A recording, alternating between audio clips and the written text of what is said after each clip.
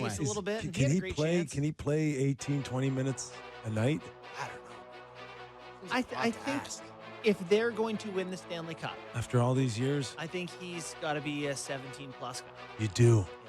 I do. Right? 'Cause I don't think he can do it. Maybe he can. What did he play last? I think he played a lot. You know, they are without Lowry, who's a key centerman for Yeah. them. That's one sort of thing. I think Well, they're they- without 18-19 Perfetti. last night. That's a lot. That's quite a But bit. you know what? You make a good point with Lowry. It'll come down. They don't want him to play 18, 20 a night. I can sure they assure don't. you. At his age and the fact that he's been off all this time, that's not the wish list to start game one and game He's just two. like such an intangibles guy. They asked him after the game, like about how it felt to get back in it, and he goes, you know, it's fun to feel good and play well, and I've got to do those things. Is there anything He's out the most there? serious guy. Is there anything out there on Carter Hart at all? I haven't heard anything. And Yeah. Vegas? That's fascinating. We haven't heard Yeah. anything there. October 10th. No, Do you think teams it's didn't want to coming. look? I hear it's He's coming. the first to do Really? it. Yeah. Oh, really? Like how? What's the time frame? Any idea? Or Well, this weekend or I think this month? officially they can't do anything to the mid-October. Well, I think they could have. I think they can announce it, but they can't. They can't Well, officially sign it you until the gotta be 15th. careful with that because there's going to be backlash for sure. Totally. It's just a matter of how much and how quickly do you want it, and how quickly do you think it can kind of just disappear. I mean, they. Like in Carolina, it That's what I was cost gonna McLeod a spot. Yep. The backlash, Yep. and now he's in Russia. Yeah, he went to KHL. Vegas is known as Sin City. Yeah. Yeah. Like that, if you can't like minimal hockey coverage compared to bigger Yeah, Canadian yeah. markets and But a I could- appetite for You maybe know, some mistakes, Vegas, they'll be okay. Vegas, they've got 3 out of 4 points. They've given up some goals. The backup there, that Schmid. You had a few good moments last night. Made a couple They're big not saves. going to try to win the Stanley No, I Cup with know. Schmid. I know. Okay. Schmid. I don't know. You look pretty good. Made a couple good saves, I thought. What kind of contract would you give him? Carter Hart. Yeah. 1 year. 1 year. No, he'll get 2 years. Oh. I'd like to see him 10 the 2 goal. years, I've heard people say makes sense because you give them the chance to play, and then you can re-up after the first year. Yeah. If it That's works fair. out. if you want. I could see 2 years, $2 million. Yeah. Her? Or, Her. or like, so 2 years, 4 million total? I could see that. Like I said to you guys yesterday, Allie, my wife, was at the Sharks game. They gave away a bobblehead for the opening night, and it's Will Smith and Macklin Celebrini in hotel beds, like side by side. It's the bobblehead. But why? Because there's a picture of them in a hotel. Then they made it like the thing. Hey, And teams are she's- getting too weird to their She bobblehead got game. it. She's bringing it. So I'll bring it in and show everybody. Can't Show wait. and tell. Isn't that weird? Super weird. Just do them playing hockey. Pick one, then do the other. Yeah, it's Anyway. very weird. Anyway. Our thanks to Mike Rupp from the NHL Network for joining us. We still got an hour to go here, folks. Don't go away. Text, Gord text, text. Stellick will text, join text. us, and Sammy wants your texts in the second hour. Plenty more still on the Real Kipper and Bourne Show. Do not go away.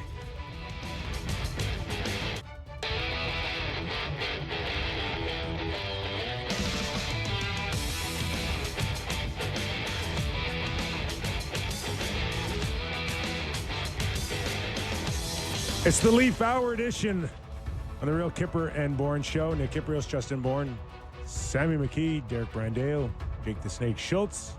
We're live on Sportsnet 360, Sportsnet 590 The Fan in Toronto, and streaming always on Sportsnet Plus. Can't catch us live. It's always Spotify, Apple Podcasts, and YouTube. This hour of Real Kipper and Bourne brought to you by Bet365. In a few minutes, someone familiar to the Real Kipper and Bourne Show for many, many years. Our very own Gord Stellick, former Toronto Maple Leaf general manager, and now analyst for Sportsnet 590 The Fan. Awesome. Yeah. I was listening to Berube's thing this morning. Like he did Our his- Kippers Clippers, have you got a few for us? Not good. No. Like I really, I don't know. He gave us the goods the other day. He was Yeah, pretty good. I thought he was fine. I thought he was okay. He warmed up. Slow start, warmed up. I Like listen. Stevens. I played with him many, many moons ago over a short period of time when we were prospects in Hershey, Flyers organization. I mean, I don't know the man well today like I did back then, but I did get a sense that he's not overly thrilled up until this point with where the team is at. Really? That's just the vibe that I got. Okay. You know, I had someone else tell me that they got that same vibe. And the other thing that kind of makes me think that's true is their eagerness to add guys, right? Claiming Sammy Blais when you have Pizzetta, Robertson, Cowan, Yarncroc, and Kampf not in the lineup, that's when they claimed him. You know, clearly they're still not happy with the depth guys. It's crazy. And the other thing that stood out for me, stood out for me when we talked to him is that I said there's a clump of guys, you know, in that range of 10 to 12, 10 to 13 minutes who can jump up. And he gave me Easton Cowan. Yeah. So I think as a coach, he's been around long enough where I'm not suggesting he's fixed-minded, but sometimes they just slot you in where they think you're in, and you cannot go to any other level, nor do they envision you going to any other level. And I'm not saying that's the case for Nicholas Waugh or Joshua or any of them, but I just get the sense that he thinks he knows what they are and what they can give, and then it's like, you know, yeah. Where do you go now for another 18-minute guy consistently? I'd argue they've got a couple things wrong. One of them is, you know, Kampf being relegated to a non-NHLer at 28 years old. We've seen him be a good NHLer, and they didn't use him as one. They don't value. No. Which I disagree with. Yeah, McMahon was a healthy scratch to start last year, and he kind of defied where they saw him, right? He climbed up and got himself into the mix, but they didn't think he was much of a guy. So it happens, right, where they just sort of decide, nah. And I hope that's not happening to Waugh here, who's looking like, you know, played 13, 14 minutes. He's a better player than that, I think. But will, like, be the first guy you go to on a third line. It's going to be like Right. Yarncroc's going to be the first guy they move up. I was thinking about, and I know you guys laugh at this and whatever, but like, and I've said this as well, but it's crazy that Nick Robertson can't get a shift in the top six. I'm just looking at the Not way a shift. the way they distributed, is what I'm trying to say, the ice time. Like one forward over 20 was Matthews, played 20-31. Nyes played 19-30. William, but like it's 17, 15, 14, 13, 12, 12, 12, 11, and then it's Nick Robertson last, 10:40 for ice time. They have three guys, I guess, that they're comfortable playing up in that 18, 19, 20-minute range. If it's Nyes, Matthews, and Nylander, and then Tavares is just under that at 17. Let me ask you a But question. there is something to that. Like I think Tavares will go up, but they have more power plays. He'll get up higher in that range. But it's an interesting thought. Okay, I can save the question for Gord or ask it now. Okay. Just what do you think Easton Cowan is as a 26-year-old in this league? What is he?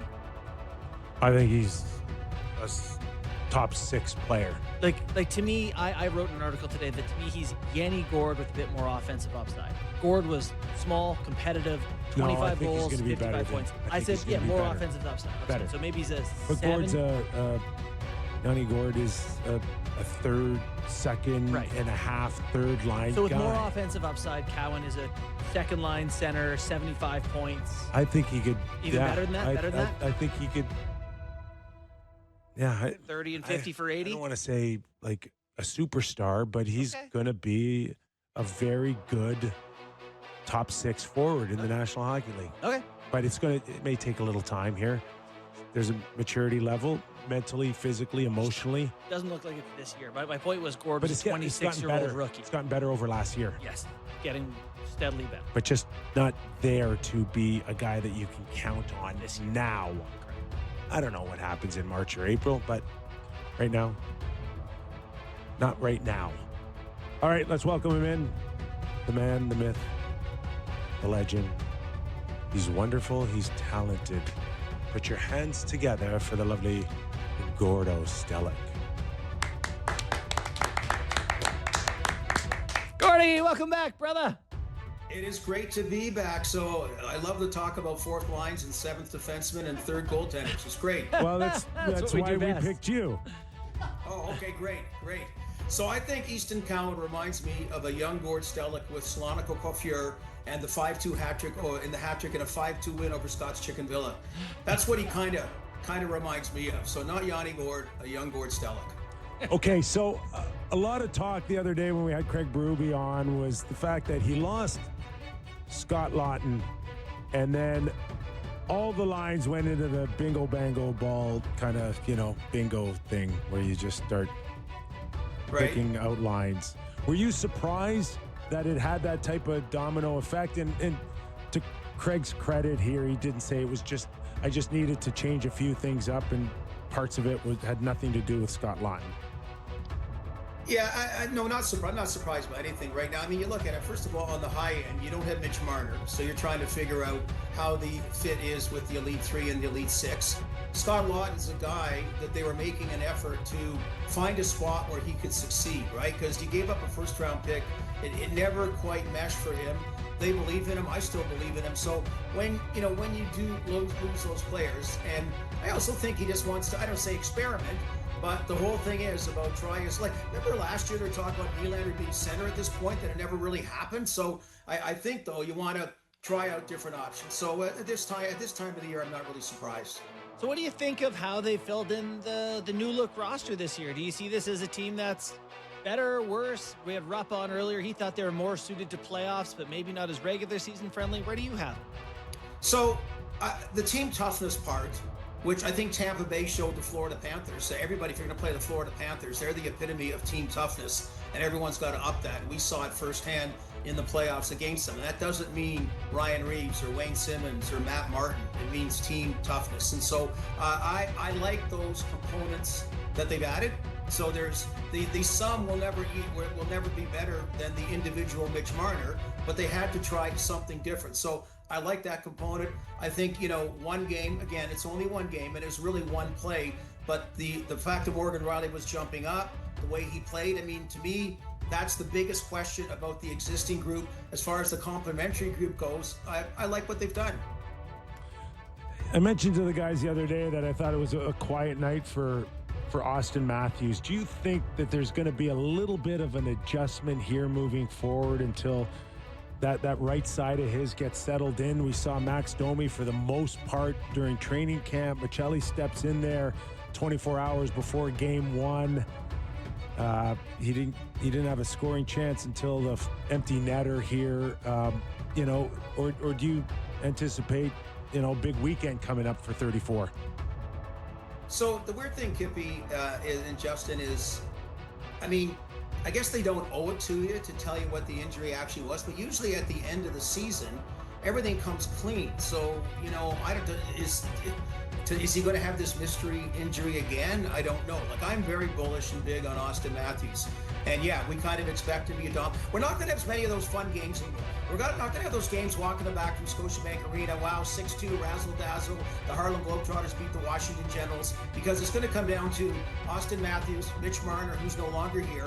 But that group needs to have a Vladdy Guerrero-type playoff performance, okay? That's really so.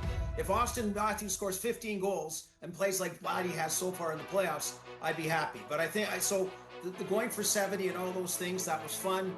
But it's the other components need to come together. I got to believe he's healthy. It was a quiet night, to your point. It wasn't like a kick-ass season for him last year. So I'm going to sit back and try to see what gives. Okay, if he gets 15, they ain't getting in the playoffs. You know that, right?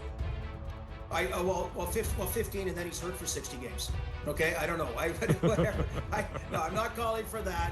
Okay, yeah, if they get 15 goals, good point, Kippy. We didn't do very good in math, but that would be a basic question that would have got us 51 at George Vanier. So, a lot of people are kind of holding their breath waiting to see what this team is. Do you think there needs to be a trade still, like that top six we're talking about? Can Cowan become a guy this year that plays real minutes for this team, or is there still a shoe that needs to drop for them to be a real contender? Oh, and by the way, to answer the Easton Cowan question, Justin, I'm really big on him. That whole World Junior team got the crap kicked out of them after the juniors. Like, it really did. They really unfairly got maligned, about, can these guys play or not? So I've been big on him, and I'm going back being big on him. So, so the other part, what was your question again? I was talking about just Easton do they need to make a trade for the top six? Do they need to add something, or are they good enough? Could Cowan be that guy? Can they be good enough internally? In my defense, Justin, I just had my last rabies vaccine last Saturday after the infamous raccoon bite Great. that I had about a month ago. You had a raccoon bite? What? Honest to God, yes, I got bit by a raccoon.